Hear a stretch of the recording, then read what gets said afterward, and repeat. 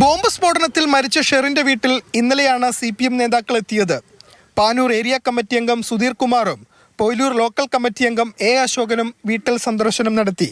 Panoor bomb സ്ഫോടനത്തിൽ പാർട്ടിക്ക് പങ്കില്ലെന്നാണ് CPM നേതാക്കൾ ആവർത്തിക്കുന്നത്.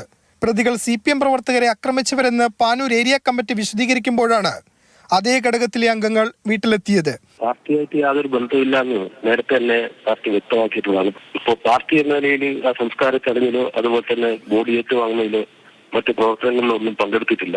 പാർട്ടിക്ക് പങ്കില്ലെന്ന് CPM സംസ്ഥാന സെക്രട്ടറി ഇന്നും ആവർത്തിച്ചു. അറിയില്ല പറഞ്ഞില്ലേ, അതിന് ആരെങ്കിലും പോയിട്ടുണ്ടെങ്കിൽ പരിശോധിച്ചോട്ടെ. യാതൊരു ബന്ധമില്ല, പാർട്ടിക്ക് യാതൊരു. ക്രിമിനൽ സംഘങ്ങളുമായാണ് CPM നേതാക്കൾക്ക് ബന്ധമെന്ന് കോൺഗ്രസ് ആരോപിച്ചു.